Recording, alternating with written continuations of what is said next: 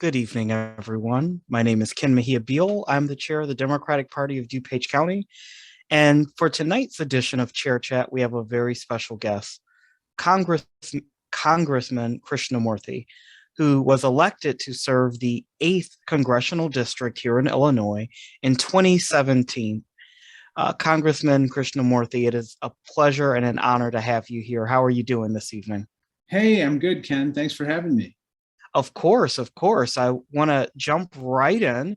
My first question is probably a hard one, but I want to know what accomplishment you are the most proud of in the time that you've served in Congress. Probably it's the strengthening career and technical. Oh, one second. Can everyone please mute? Continue. Sorry about that. Oh, that's okay.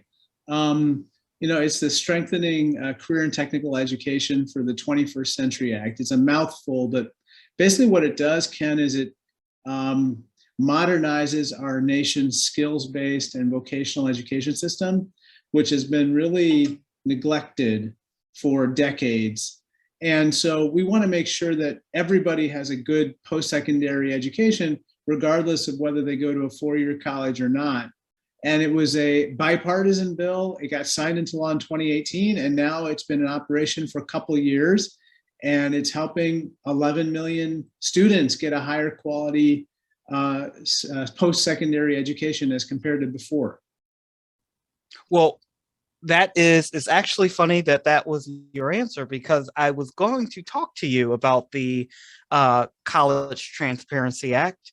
And you just kind of walked us through it. So thank you for making my life and my job a little bit easier, Congressman. Well, thank you, Ken. Actually, College Transparency Act is slightly different than the first one I talked about. So okay, I can walk you through it. But the first piece of legislation I talked about is actually with regard to mainly skills-based education. So non-four-year degree programs, including in community college and otherwise. The College Transparency Act, which is not law, but which has passed the House and is now awaiting a conference committee with the Senate, would basically require all colleges to provide in a secure form information about student outcomes, so that basically parents and students can finally know what they're getting in return for spending so much money, and they can finally shop for college and get the right post-secondary experience that works for them, and try to limit debt. I think this is going to be a huge boost for all parents and families. I agree. And this ties into something that I'm very curious about. You are the co-founder of the Middle Class Jobs Caucus. So you've always been a champion for middle class families, and I greatly appreciate that. What are your goals within this caucus, and how will it help middle class families, working class families? Well, I think that there are a few items that the Middle Class Jobs Caucus can really help with. We care about strengthening and growing the middle class. I'm no longer the chair. There's a new chair, but I'm still part of the caucus, and I was the founder of it. But what we envisioned is working on issues such as skills-based education, workforce development, working on making healthcare more affordable, and making it possible that everyone gets a high quality education. Those are some of the items that we tackled, and I think that all middle class families really face. Thank you. My next question for you, Congressman, is I did a little research on you, and your family moved to Illinois in the 1980s from New York. So my question is, do you have any fond memories of living in New York? What was it like? Oh my gosh. We actually immigrated to Buffalo, New York, Ken.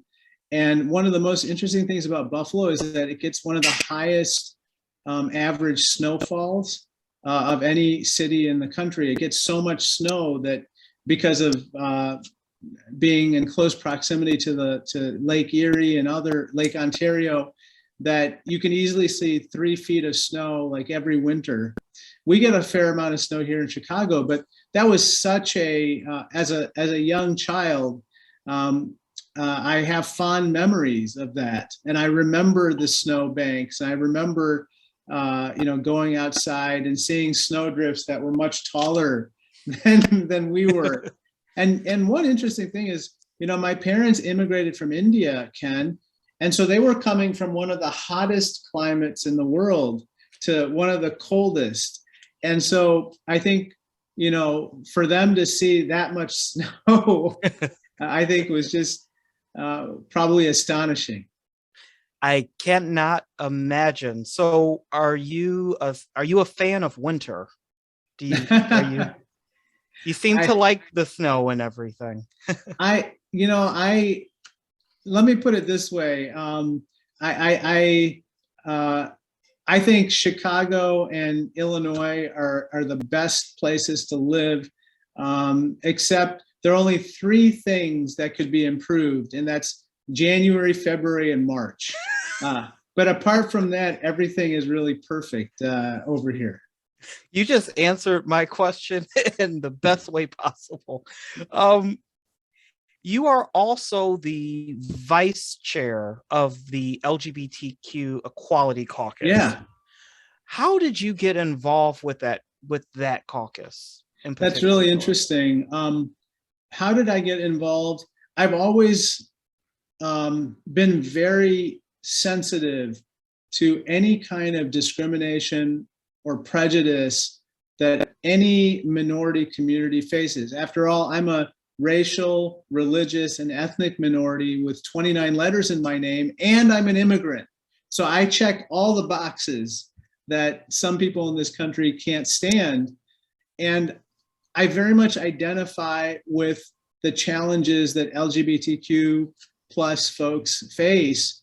And one group, I should say, that I especially have been advocating for are trans people, because what they go through is just unspeakable. If you look at the statistics in terms of their life outcomes, the amount of bullying that they face, and so forth, I've become a little bit of a champion of their cause, among others. There are a lot of people who are fighting for their cause and LGBTQ rights. In any case, I have taken a leadership role in this organization, and I will continue to. And I just think that I feel that only when each of these different minority groups feel safe can everyone feel safe, regardless of who you are, whether you're gay or straight, whether you're white or brown or black, or any shade in between. We have to be looking out for each other. I agree with that 100%. And I do want to say, as the first openly LGBT chair in the state of Illinois, I really personally appreciate the work that you are doing within that caucus, and you guys do a lot of great work. And now, speaking of just the work that you've done and the work that you are doing, now's a difficult time in our nation. We're trying to come back together. What do you think our coming together, back together, looks like post-Trump as a nation? Did you say post-Trump? Yes. It's going to be bumpy. Let's just be honest about it, because Trump was both he stirred the pot, but he's also a reflection of certain kind of deep maladies in our country, namely domestic violent extremism, the use of political violence potentially in a more common manner than before, white supremacy, anti-Semitism, anti-everyism at this point. So he both reflected that stuff and then he stirred it up even more. And now we have all these mini Trumps on the landscape who are trying to out-Trump Trump. You see this guy, Ron DeSantis, who was my colleague in Congress, by the way. He was one of the most soft-spoken members of Congress when I was with him. And then all of a sudden he kind of transformed his political identity into being, the mega Trump, the MAGA guy. And so how do we get along now after Trump? I still think it boils down to locking arms with anybody who believes in our democracy and the ideals of our democracy, regardless of their political label. And so I'll just give you one example. Liz Cheney and I came into Congress together. We disagree about everything, Ken, whether it's, choice or other issues. We disagree on that. But I still think that Liz Cheney is a constitutional patriot because she's willing to stand up to that bully Trump and impeach him twice and go after him the way that she has. And she has felt the consequences of that. I think we need more people like that in our politics, even if we disagree with them, because if we don't, we're not going to be able to keep the ground rules of what makes this country great, such as equality for everybody, respect for the law, making sure we have free and fair elections and that no one is disenfranchised, and that we have respect for the Constitution at the end of the day.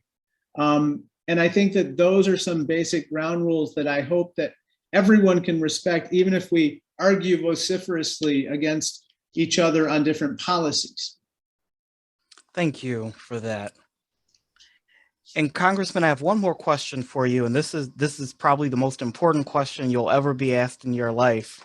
I did my research on you, and I figured out that we are both Chicago Cubs fans.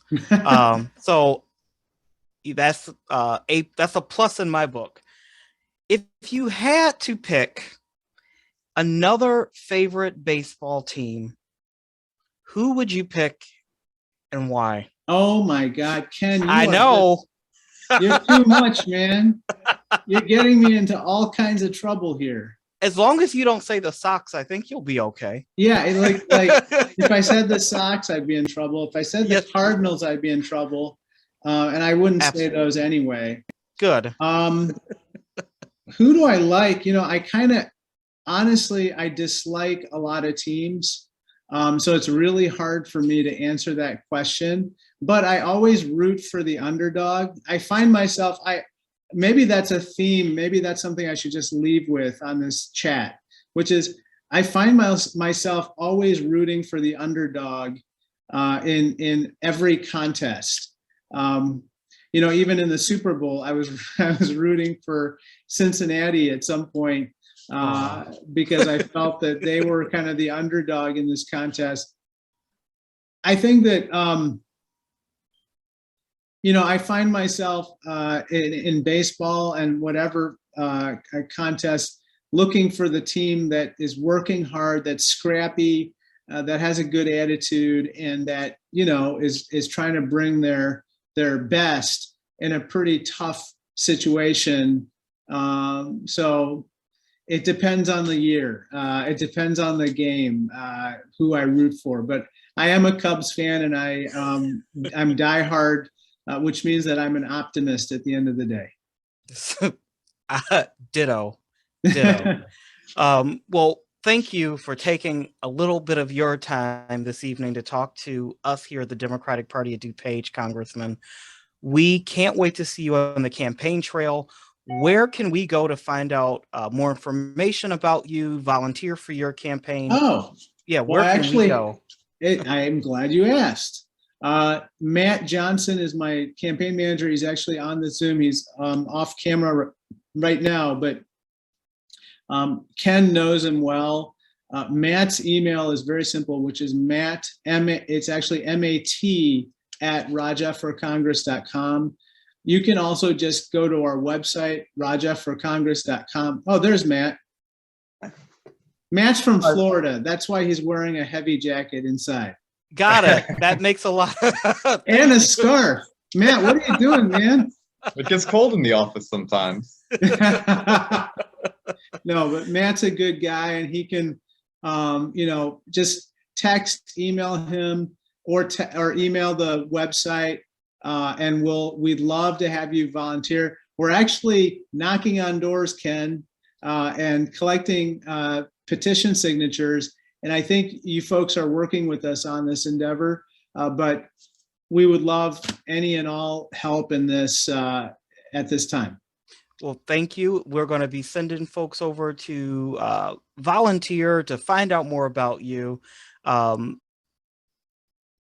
Thank you once again for joining us. Have a great evening.